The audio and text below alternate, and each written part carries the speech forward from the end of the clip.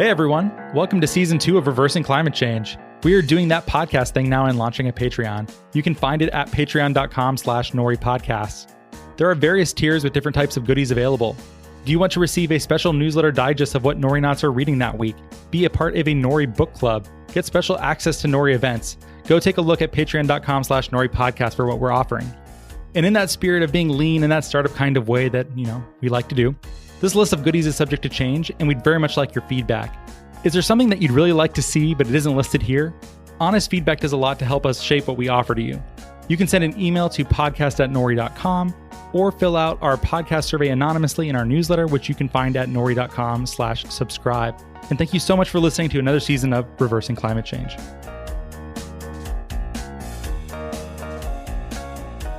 Hello and welcome to the Reversing Climate Change podcast. I'm Ross Kenyon. Today I have with me Mary Berry, Executive Director of the Berry Center in Kentucky. Hi, Mary. Hi, Ross. Hey, thanks so much for being here with me. I have been following your work at the center, and Wendell Berry is a running joke. Not he himself, but how often he comes up on the show. Uh-huh. I've told this story before, but we had a fan make a bingo card for the Reversing Climate Change podcast. And one of the squares was just someone mentions Wendell Berry. I think it's 2/3 of the episodes or something absurd gets mentioned. So it was about time that we spoke and we highlighted your work and how you're carrying on Wendell's legacy. So thanks for being here. It's my pleasure. Those are all very kind things that you said. Oh, well, it's easy to say when it's true. So I do not mind. Well, thank you. Maybe we should start with your origin story since we've hinted at it a little bit. But how did you become the executive director of the Berry Center? How did this become your life path? The only way I would have become the executive director of anything is to start the thing that I became the executive director of. I started the Berry Center in 2011 after a lifetime of farming. I farmed full-time until 2011. And I came to start the Berry Center for a couple of reasons. The first being what I saw then and I see now as the failure of the local food movement to become cultural change. I think the local food movement has concentrated too much on food and not enough on land use and the economic lives of farmers and rural communities. We've got plenty of food in this country. So as my father says, when you have plenty of food, food is the last thing on people's minds. When you don't have enough, it's the first thing. I think that what we've managed to accomplish with the local food movement is some opportunity for some farmers, and I was one, and that benefited from the local food movement, and I am duly grateful. But it hasn't changed the culture of farming in this country. So that was a realization that made me want to do something. The second was my family's history with one of the most successful agricultural co-ops in our history, which was the Burley Tobacco Growers Cooperative. My grandfather was extremely instrumental in making that Depression-era program work. It worked very well here. Let me say before I go on, this disclaimer, I speak now not on behalf of the tobacco product, but on behalf of the program that he and others put in place.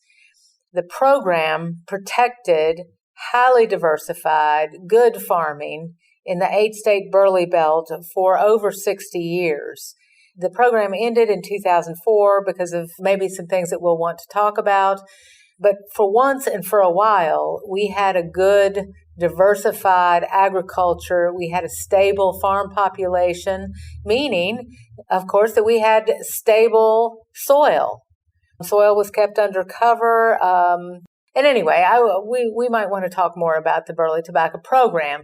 The reason it inspired me to want to start something called the Berry Center was because even in Kentucky, it had been forgotten. I was going to meetings when we were talking about the history of agriculture, we were talking about the future of agriculture, and the Burley Tobacco Program never came up. I think it wasn't coming up, partly because people forget quickly. Many things. But I think it also wasn't coming up because it flew in the face of the free market. It meant that farmers were fairly paid for what they could produce. And I think that it's not our free market model that Americans seem to like so much, and that has never worked for farmers. So in 2011, I decided that I would just do something about it. So I started the Berry Center with the ideas of, with the fact that we're desperate for farmers. We have 0.75% farming in this country.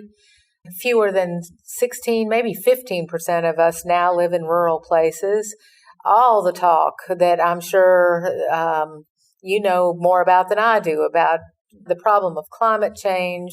In fact, most of our problems in this country, I believe, are related to bad land use and a bad economy.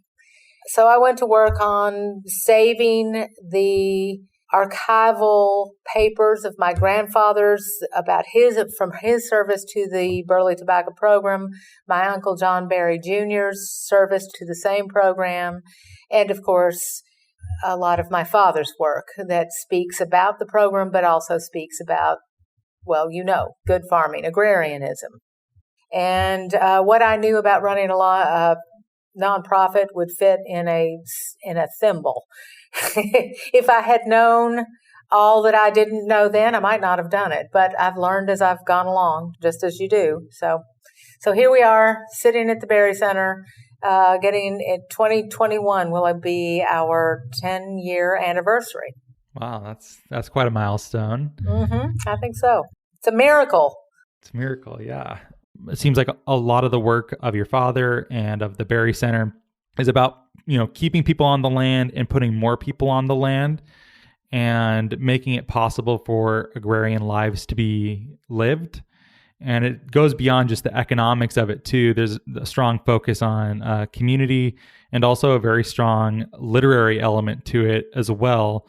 I know you have things like the Agrarian Culture Center and your work at, I was looking at the course listing at the Wendellberry Farming Program of Sterling College.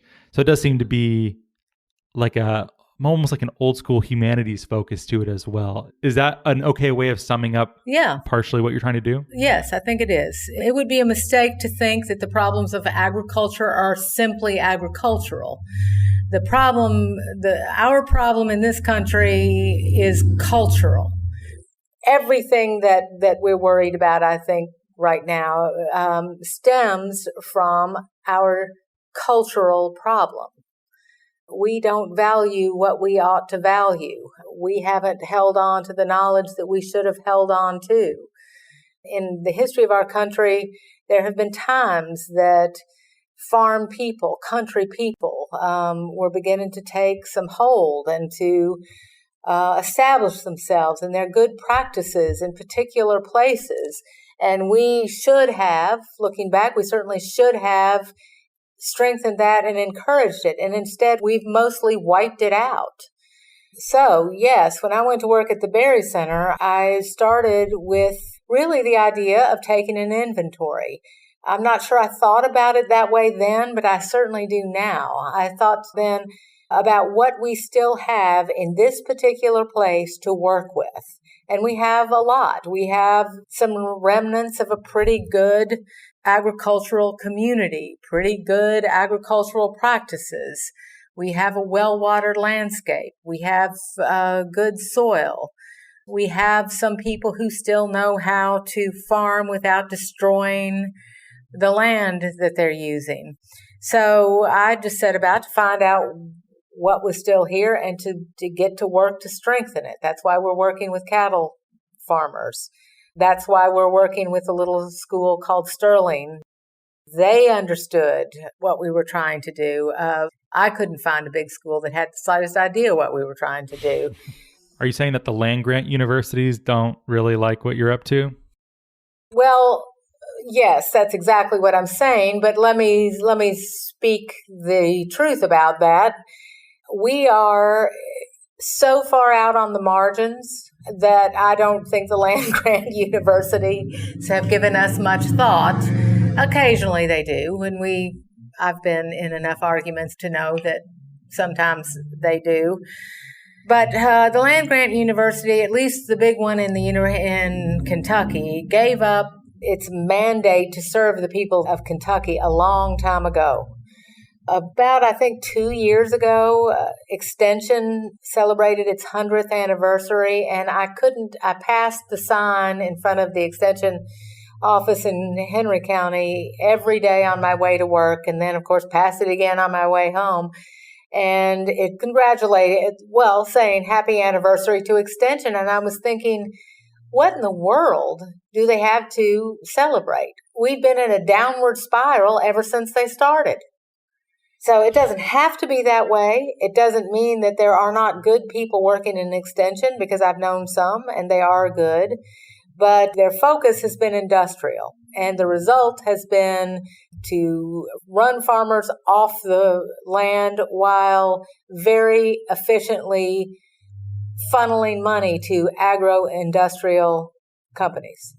So, yeah, I don't think that the University of Kentucky is even interested in what we're doing.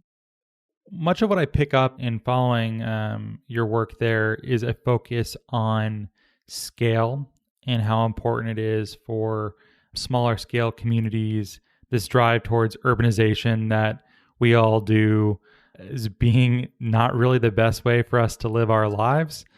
And so I think it kind of makes sense. It seems like much of what you're doing is focused on Henry County, is focused on a small number of farmers and intimate relationships and things that are actually quite difficult to scale and maybe inappropriate to try to scale. Like if you had a national center for local community, would that even make sense? Do you need to have some DC-based nonprofit to do that? But it seems like you are trying to focus very tightly in this geographical area, except for the fact that Sterling College is in Vermont. But it does seem to be that there is some Kentucky overlap there too. Is your vision so focused actually on this one county? First of all, the Wendell-Berry Farming Program of Sterling College is located in Henry County. So the students and the professors are in Henry County, Kentucky. The program, as it is taught in Henry County, doesn't exist on the campus in Vermont. It couldn't, because we're teaching a kind of farming in the middle that exists in Kentucky that doesn't exist in Vermont. So there's that. We are desperate for good examples, of how something might work for farmers and for farming communities. My friend Wes Jackson once said, if you want to help a farmer, you need to help their community. This doesn't mean, doling out cash or programs. It means, thinking of the whole, not just pieces. So I think what we're working on here, and I think our programs are beginning to get enough, they've been around long enough to begin to be examples for other people to use, and other people are using them. Other places, we talk and are glad to share what we know with other people in other parts of this country trying to do something like we're doing for their own places. But the thing that I think we need to think about is the value of small solutions. And it's been difficult in this country for a while now to get people to think about small solutions. I mean, even people who are worried about climate change aren't interested in small solutions. They're interested in big solutions. Well, some big solutions may be useful. I'm not going to say that they're not. I don't have the expertise to say that they're not. But I know that inherent in these small solutions is the answer to the problem of climate change. We have to change the way we live. We have to change the way we get food, shelter, and clothing that we must have. And we've just got to get started somewhere. I mean, I've always liked my life here in Henry County. I'm from here and have always loved it here and never wanted to live anywhere else. But in 2011, I was pretty worried, I would say depressed by the fact that things were just, in spite of a 40-year local food movement, just going to hell here. We were just losing so much so fast. When I started to work at the Berry Center, I began to see how the work that we had chosen to do, talking about parity pricing for farmers, production control, working with the culture here, working with young people who want to farm, and many other things that we do, I saw that the work began to break out into particularities. So you could go to work on particular things. The work then begins to evolve into the questions and problems that you know how to solve. As long as I was thinking, I was farming, so I was solving problems on my own farm. But when I thought about the world, good Lord, how do you go to work on the problems of the world? And how do you go to work on the problems of even just the state of Kentucky? But you can go to work on the problems of Henry County, Kentucky.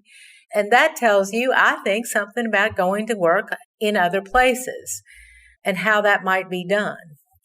And so it's very hopeful and very helpful to have this work to do. I would recommend it to other people. I'm really glad you took it that direction, Mary, because that is a question that I am very interested in, because it seems a recurring theme on the show has been at smaller scales. Some of the political fights between progressives and conservatives tend to fall away a bit. When you're more neighborly, these solutions look a lot different when you're fighting over the fate of an entire country. That being said, there are also climate change solutions that need to happen at scale in order to make the think little approach of Wendell Berry and others viable. We sort of need all of it. And I think there are good reasons to pursue those strategies. But I also am with you that I find people who think that they know what's best for the entire world or country or even state, I find that to be somewhat of a dangerous attitude if it's not coupled with a sense of humility, and that humility should be grounded in a specific place. And I think that's kind of what you're getting at, or there's some glimmers of that I'm catching. Am I imagining that, or do you know what I'm trying to say? No, I think you're exactly right. I think that history teaches over and over and over again that people who think that they know what's good for everybody else, generally speaking, are not, well, they may get some things done, but they're not always the right things. And I don't think it's the correct way to go. It's really Shakespearean, isn't it?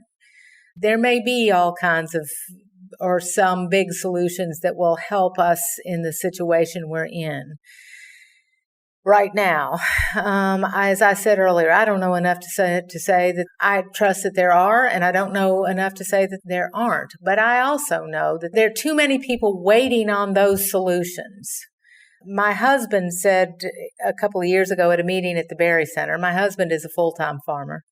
He said we were having a meeting of young farmers here, and he said at one point, the cavalry ain't coming. We've got to save ourselves. And he meant that as a community, as people who care about a particular place and about each other. So it's not separatist. It's not stepping out of the world in some way. It's looking at what's going on and what you can do about it and doing it. I think it's a big mistake to have people just waiting for the big solution. Oh, I think you're certainly right there. I'm reminded of a Tolstoy quote. I hope this isn't apocryphal, but it might be. It's attributed to him at least. Everyone thinks of changing the world, but no one thinks of changing himself. And I moved out of an apartment into a house not long ago, granted still within Seattle, so it's not a huge amount of land for farming, but much of my time has been devoted to the care and maintenance of the house and fixing up the yard and making it productive and lovely and trying to cultivate beauty on a regular basis. And I feel much more engaged relative to how I was prior in an apartment. I feel like I notice things more. I'm more present. I enjoy things more by doing so. And I've been focused quite a bit. Listeners of the show will know that craft has come up quite a lot.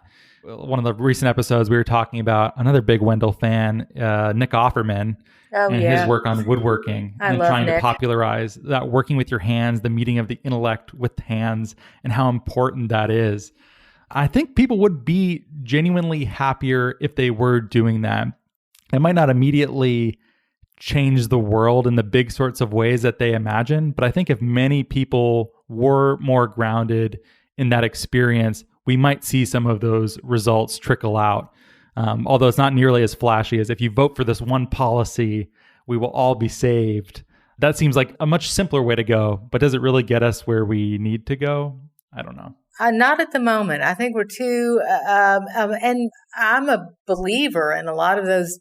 Well, the program that I talked about earlier was a Depression era program, but that the work done during the Depression in this country was applied by and for people who knew how to live within their means, who were settled, who knew how to take care of themselves and others to a great degree. We are so scattered, so mobile, that when I try to think of what exactly the policy would be that would help this particular place, I'm not quite sure what the policy is. We're going to have to dictate the policy.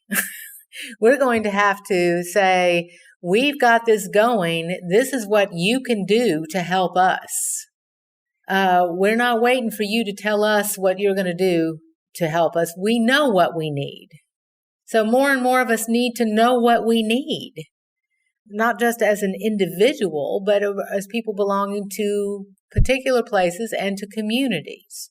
The farming program comes directly out of conversations for years that my father and Wes Jackson had about the problem of mobility in this country. And Wes talked about the problem in a speech he gave in the late 90s when he said, it was a commencement speech at a little school. I've forgotten the name, but anyway, a commencement speech. And he said, the dominant major in colleges and universities for the last 50 years has been upward mobility, and now it needs to be homecoming.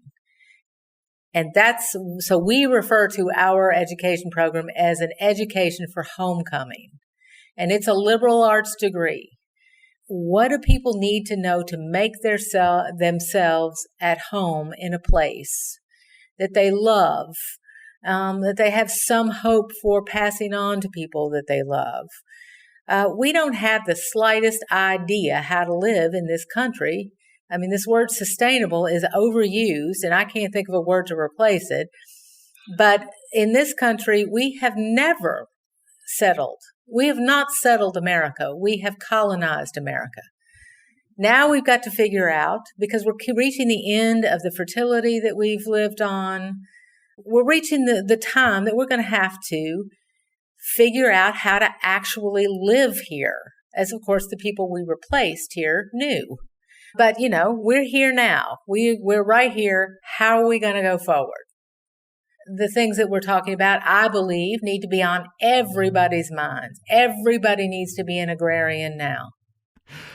I have a question on this theme from one of our Patreon supporters. If you're listening and you would like to hang out with us and other fans of the show, we have a Nori Podcast Patreon. The link is in the show notes if you'd like to hang out with us. But I had mentioned that you and I were going to speak today, Mary, and one of our patrons, she asks, how can we reconcile our educated millennial tendency to be kind of transient, moving from city to city because we lead a lot of our lives online, and the need to belonging to the land? And I would append on to that my own experience, which is I don't know that I have a home to do a homecoming to. I moved around a lot. I most strongly affiliate with Arizona since I spent most of my teen and college years and beyond there. But I'm not sure that I don't know that I have a Henry County of my own. And I imagine that the person asking this question may feel similarly. So what do we do that we don't have a membership that we can just go back to? Well, you don't have to go home. In my case, in my family's case, there's something in us that not all of us, not every member of the Berry family has stayed in Henry County. Some have gone. I have a cousin who lives in the Bay Area, and California, and when he went out to Northern California to go to school, he felt immediately at home there in the way I have always felt at home here. I'm not disparaging that, but I'm saying, as the poet Gary Snyder says, you can make a home. Just stay somewhere and figure out how to live in a particular place. That's all. I mean, you're talking about your move from an apartment to a house and what that's meant to you. I think that's coming out of some kind of need that a lot of us have to be at home in a place that we love and that we imagine staying for a long time. So I don't think people have to go home, but I think we would be better off if people saw themselves as staying somewhere and making a home in a particular place. I mean, it is beyond this moving around people do because they like the weather someplace else is beyond. I don't understand it. It's completely foreign to me. Oh, you're not a snowbird? You don't go down to Florida? No, I don't. I like the things that I love Kentucky, but I really love Henry County, Kentucky. In one of Daddy's books called Jayber Crow, Jayber says at some point that he thinks he would recognize his home if he just saw the sky. That's how I feel here. These are troubled times in rural Kentucky and rural everywhere. It's hard sometimes to live here, but I never want to leave it, and I never will leave it. And I think I don't want to ever be heard as saying that somehow I have reached some level of understanding that is special. Most of what I know and feel has been passed on to me. And for some reason, it's stuck with me, and I wanted to continue here. I do think it would be nice if there was more work coming from people who are from particular places. There's a sort of the do-gooder attitude that you go into a place and you tell people what they ought to do, and then you go on to another place is just not, it doesn't work. If the Berry Center fails, it's nonprofit, I've got to keep it funded, and who knows? I don't know if I can keep it funded. I'm going to give it my best shot. But if the Berry Center closes down, I will continue to work as hard as I can on the things that are important to me, because it's just part of living here. So I think that in that the Berry family, my father, his sisters, his parent, his mother, I think we have been different in that way. It's just different than some. Is to say, here we are, we're going to work as hard as we can. We're not responsible for the result, we're just responsible for the effort. And that seems to me to be talking in circles a lot. But you can do something about that. Yeah, I'm very interested in the role of social capital and relationships between people and how important that is to sustain relationships and community life. And I'm thinking of books like Robert Putnam's Bowling Alone. And it seems like so much in the Port William novels that is done to keep the community healthy. A lot of it seems like just going and hanging out at Jayber Crow's barbershop. Is there? I mean, they obviously help each other with farm chores and during the harvest and things like that. But a lot of it just seems to be showing up and being with one another. Showing up and being with other people is certainly part of it, but it's all important. Daddy speaks of a time in Henry County in Kentucky that I saw the end of. It was an agrarian county. It still is to some degree, but much degraded. We were living by the same calendar, not just the day of the week, but the agricultural calendar. We were doing the same things at the same time, not always in exactly the same way. It was very interesting, the farming that was going on here at that time. People shared more than just good times and just parties and potlucks and so on. They shared the same fate in a lot of ways. I remember many years ago, a preacher at one of our little churches in Henry County went to speak to Daddy about the problem of tobacco. And he was preaching from the pulpit. This is many years ago, probably 35 or 40. He was preaching against tobacco, and people in his congregation were objecting to it, upset by it. And he went to talk to Dad about it. And Daddy said, are you going to stay here with these people? Tobacco's threatened. It's going to end. Are you going to stay here and be with them through whatever it is they have to go through to get to the other side of this? And if you're not going to stay here with them, then maybe you better be quiet about it. The community that Daddy writes about are people that were going to hang together.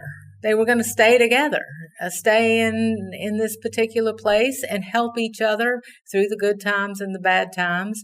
And they had deep cultural ties to the place and to each other. So, yeah, it was it was having the time, not sitting around in front of screens, but sitting in front of the hardware store or the drugstore in Port Royal and visiting in the evening. It was certainly that, plus the rest of it.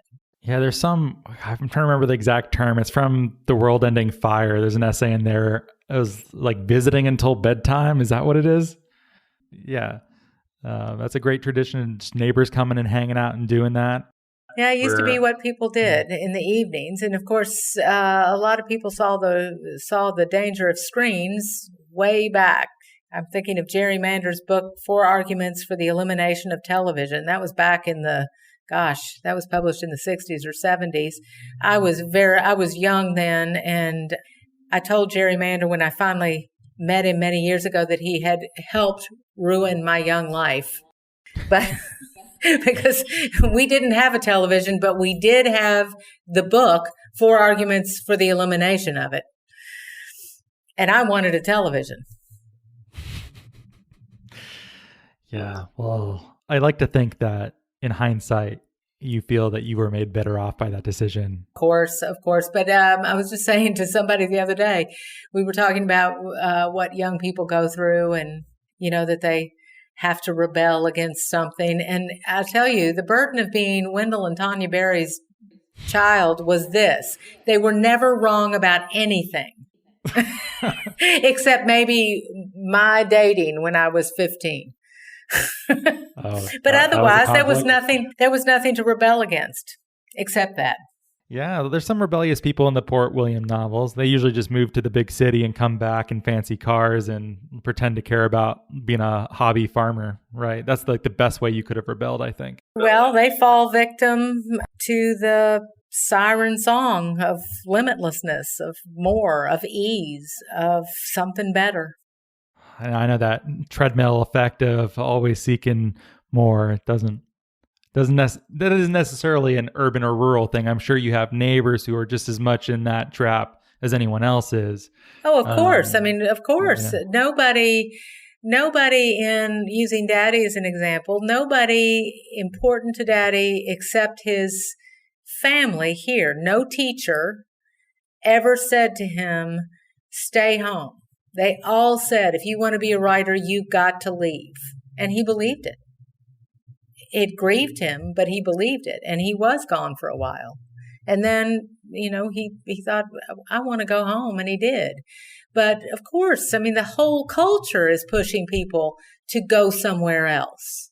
And then to go somewhere else again and again and again. The whole culture. I'm not blaming people. It's hard to resist. So certainly it's an urban and rural phenomenon. Yeah, that's a hard thing to resist. I've certainly moved for better economic opportunities. I've changed cities a number of times. I've traveled quite a bit. And I keep my eyes open for opportunities like that. And part of it is vanity. There's something interesting about someone who's been a lot of places, who's seen a lot of things and experienced a lot. I'm not too big to say that part of that is definitely vanity. But there is also that is just direct pecuniary gains to be had from moving for, like I moved to Seattle for my company, Nori, who produces this podcast, because it was my best opportunity to do something I cared about and also have a better future for my family. And that's hard to say no to. And I guess the problem is that maybe the Barry Center has seized upon is, why is it so hard to stay home? Why are these other opportunities just so good? And to what extent is this something that has been unfairly encouraged by policy? Well, the problem is, why has moving been the dominant theme? That's the problem. I think Wes Jackson would say it's probably highly dense carbon, but why has that ruled the day? Why is it not fascinating to think that you might know a particular place really well because it will take your lifetime and more than your lifetime? I'm not saying everybody should do the same thing. I'm not saying everybody should farm, for heaven's sake. I'm not saying that. I'm saying what is good, what is precious, what will lead to contentment, what will lead to happiness. I think we've been sold a bill of goods about that, and the bill of goods we've been sold has consolidated money in a few hands.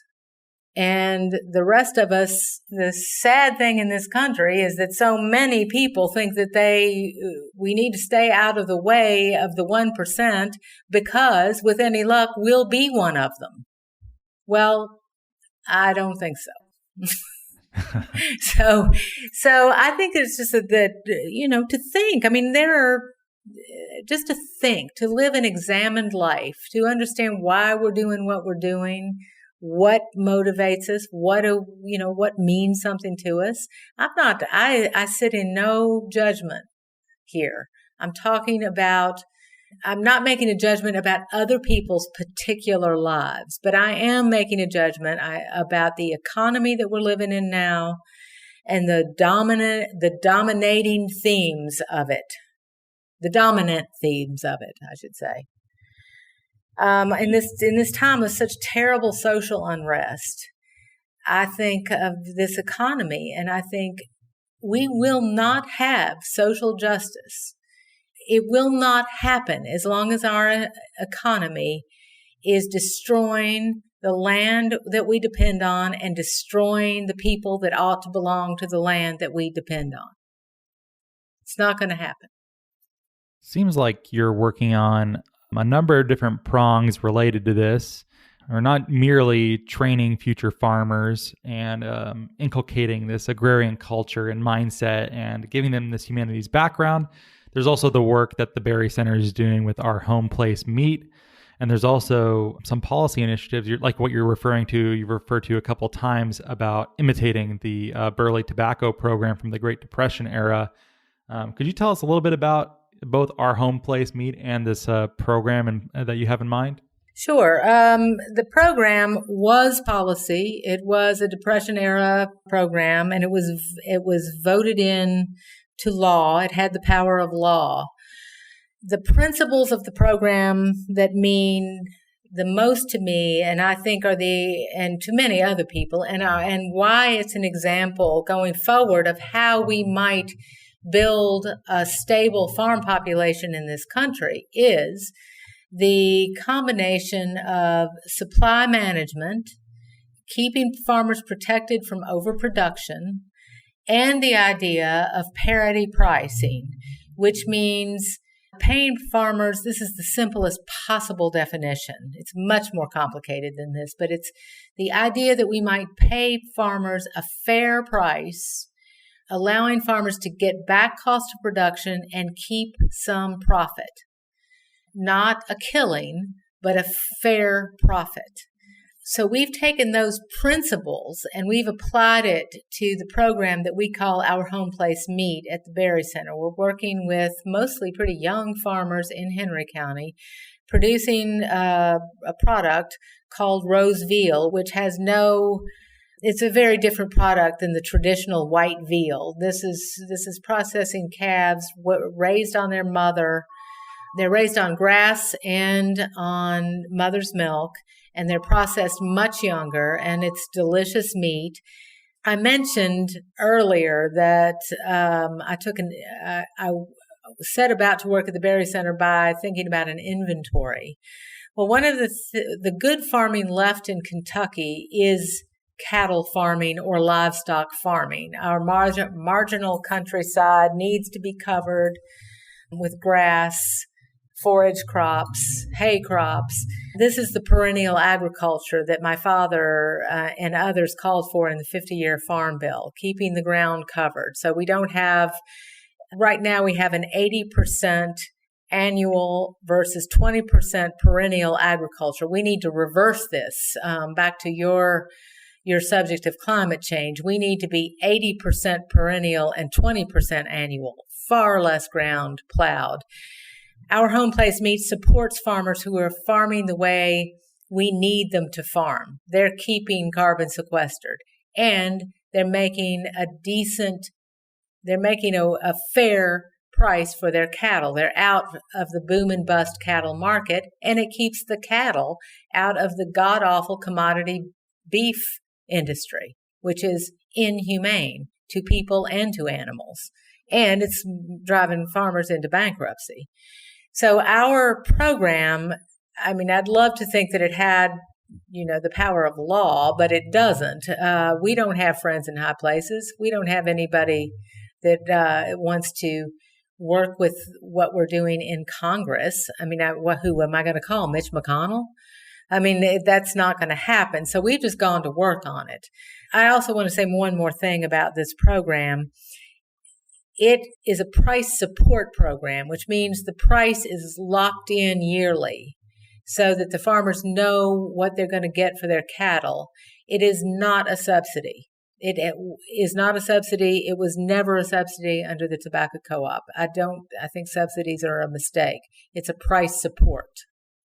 Keeps the price steady. Is the distinction that there's just a guaranteed buyer ahead of time who says, I will pay this amount for it, and it's a price that farmers like enough to go for it?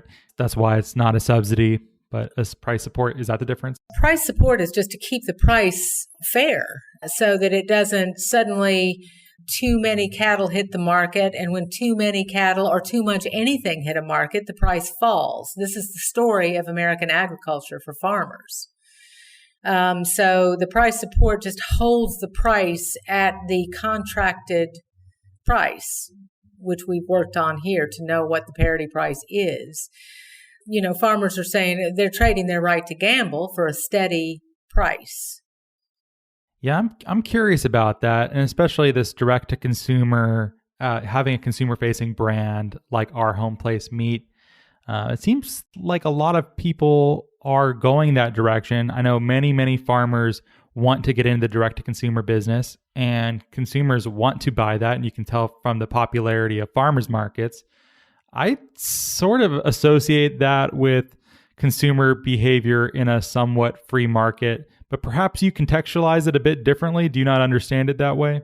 I don't. I understand. We're not outside of the market we exist in. We're not outside of the world we exist in, of course. We have to think about the things that you talked about. But in American agriculture right now, we offer farmers pretty much two choices and two choices only. They can either be large and industrial, or they can be small and entrepreneurial. There is almost nothing in the middle. We're working with farmers who have the census designation as farmers in the middle. It's an economic designation. Most of the farmers in Kentucky have historically been farmers in the middle. They're not small and industrial. Small and entrepreneurial. They're not huge and industrial. The average farm in Kentucky is about 100 acres. The average cattle herd in Kentucky is about 27 cows. This is small farming. What I think that our farmers need is something that works like the tobacco co-op worked and other co-ops worked. And by the way, Organic Valley, the dairy co-op, was started based on knowledge that the founder of Organic Valley had of the Burley Tobacco Program. There's just a an example of the fact that this can work. But what we're doing, the Berry Center is the entity in the middle that is moving product, setting price, moving product, working with farmers, working with the market to make this work for farmers. So what the farmers need to do is produce the product. We're marketing and selling the product. Is that like how co-ops typically work in farming? I'm sorry to interrupt. Is that? Yeah, to some degree, yes. But they're not very many co-ops. I mean, Organic Valley is a co-op, and it's working for farmers. And I say it's working for farmers because I know it is, because I know some farmers that it's working for. There have been a lot of co-ops. In fact, one of the things said about the Burley tobacco programs to this day is it was one of the only farm programs that ever worked for the life of the program for the people it was supposed to serve, the small family farmer. A lot of co-ops have served other interests other than the farmer, if they even exist anymore. Yeah, I know it's perhaps less common than it used to be. Well, Mary, if someone wanted to support the work of the Berry Center, what's a good way for them to do so? Or I imagine there's multiple ways to do so. There are multiple ways, and I think I spoke earlier of my drawbacks as an executive director. Here's one. But anyway, I think some of the wonderful people I work with could rattle these things off easier than I can. But we have a website called berrycenter.org. It has all kinds of information about our programs and ways to get in touch with us. And I think that's probably the best way. We have a Facebook page, which I never, ever see. And of course, people can call the center directly. It's 502-845-9200. And we have now, before the COVID crisis, we had visitors from all over the country and really all over the world coming by fairly often. We have a bookstore here. We're selling books, of course, to people who come to the store, but also online. And so we welcome visitors and are glad to see people. But right now, of course, I wouldn't be heard recommending travel. Not at this point. Fair enough. I probably wouldn't either. I was supposed to be in the area too. I know. think I was supposed to be in the area in March. I was really terrible. I was so excited. I was like, yes, Kentucky is within my grasp. I can go visit. And no. So at some point in the future, I would like to come and check out the Berry Center. I look forward to meeting you in person. Yeah, this digital thing is not fully doing it for me. I think it would be better in person. It typically is a bit more. Well, I think if we ever think that meeting digitally is better than meeting in person, we better check ourselves pretty seriously. But, it's better than, I will say that Zoom meetings are better than conference calls, which I really hate. Oh, God, that's the idea that someone would prefer a Zoom call to in person is I think that the Berry Center either needs to expand dramatically or close up shop if that happens. Right. I agree with you. And then I guess another way someone might be able to support is if you are a meat eater, one can buy our home place meat online. Right? Yes, and our website will direct you to the page where our home place meat can be purchased, and we ship all over the country. Great. Okay. Links are in the show notes for all of those things. Thank you for spending time with me, Mary. Well, it has been a pleasure. And thank you so much for thinking that you would like to talk to me about our work. Of course. Well, thanks for listening. If you like the show, please rate and review us on iTunes, Apple Podcasts, or Stitcher. Writing us a review on Apple Podcasts really helps a lot if you can take a couple minutes to do so. Also, our Patreon for the podcast. Having patron-submitted questions that may air with our guests is a thing that we're going to be doing from now on too. So if you'd like to be a part of that, you should join up. Link is in the show notes. And thank you so much for listening.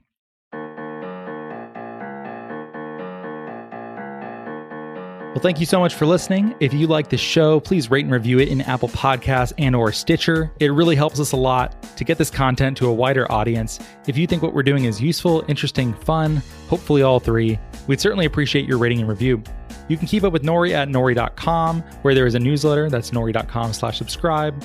There's podcasts, there's a whole bunch else, or you can send us an email at podcast@nori.com. We are also now on Patreon at patreon.com/noripodcasts if you'd like more content, engagement, and community. And thank you so much for your support.